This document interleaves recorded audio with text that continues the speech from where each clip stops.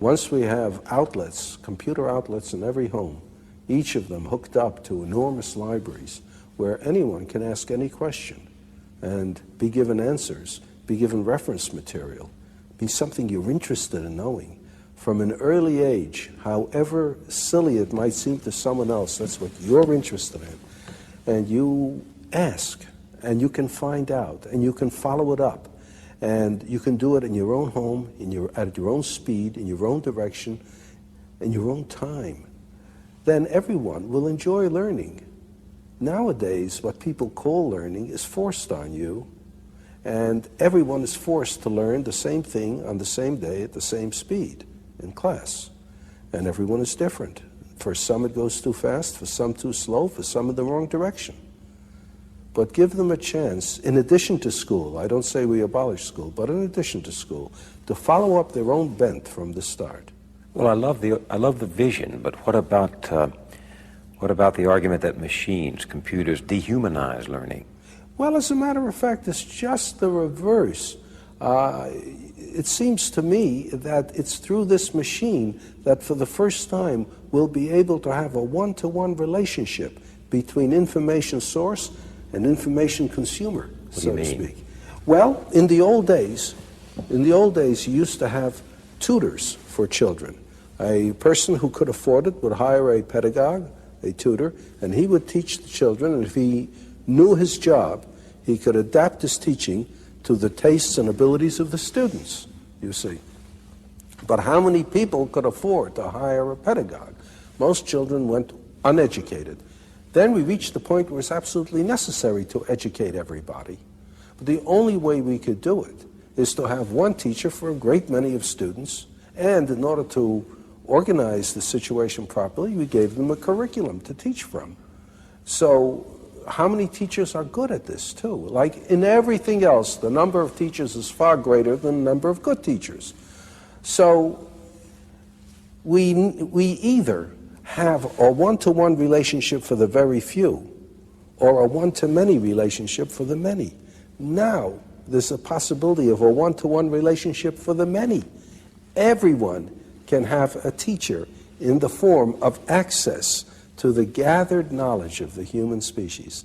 Through the libraries that are connected to the computer. That's right. On my desk in my home. Right. I can sit there and call up, well, what if I want to learn only about baseball? Well, that's all right. You learn all you want about baseball, because the more you learn about baseball, the more you might grow interested in mathematics to try to figure out what they mean by those earned run averages and the batting averages and so on. You might, in the end, become more interested in math than baseball if you follow your own bent and you're not told. On the other hand, someone who is interested in mathematics may suddenly find himself very enticed by the problem of how you throw a curved ball. And he may find himself engaged in sports physics, so to speak. Well, why not? Why not? But you know, Dr. Asimov, we have such a spotty, in fact, we have such a miserable record in this country of providing, say, poor children, even with good classrooms. And I wonder if our society can ever harness itself to provide everyone, including poor children, with good computers. Perhaps not at the very start, you know, but it's like asking yourself, is it possible to supply everybody in a nation with clean water? Now, there are many nations where it is impossible to get clean water except under very unusual circumstances. That was one reason why people started drinking beer and wine, because the alcohol killed the germs. If you didn't drink that, you died of cholera. But there are places where you can supply clean water for nearly everyone. Now, the United States probably supplies clean water for a larger percentage of its population than almost any other nation can. It's not that we would expect everybody to have a perfect computer right off, to have equal access to outlets, but you try for it. And with time, I think more and more will.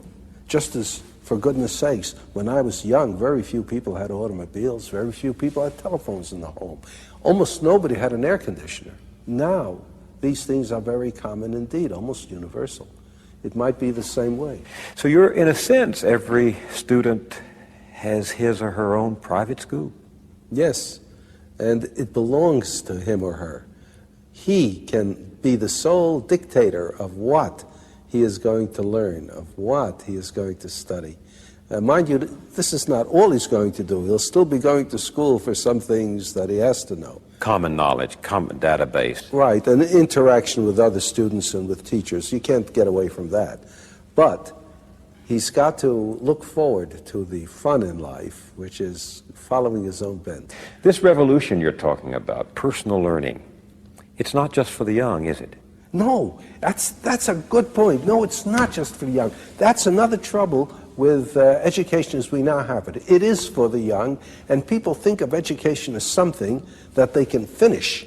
And what's more, when they finish, that's a rite of passage into manhood. Real world. Right. I've finished with school. I'm no more a child. And therefore, anything that reminds you of school, reading books, having ideas, asking questions, that's kid stuff. Now you're an adult, you don't do that sort of thing anymore, you see? And in fact, like prison, the reward of school is getting out. Exactly. Kids begin to say, when you're getting out. And every kid knows that. Every kid knows the only reason he's in school is because he's a kid and little and weak, and as soon as and in fact, if he manages to get out early, if he drops out, why, he's just a premature man. Yeah, so that's exactly right. In the city, I've talked to some of these dropouts, and they think they're there. They think they've become men because they're out of school. That's right. What's wrong with this? Well, what's wrong with it is you have everybody looking forward to no longer learning, and you make them ashamed afterwards of going back to learning. If you have something like this, then anyone, any age, can learn by himself, can continue to be interested.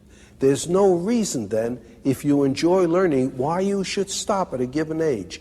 People don't stop things they enjoy doing just because they reach a certain age. They don't stop playing tennis just because they turn 40.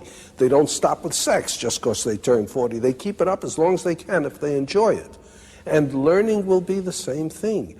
The trouble with learning is most people don't enjoy it because of the circumstances.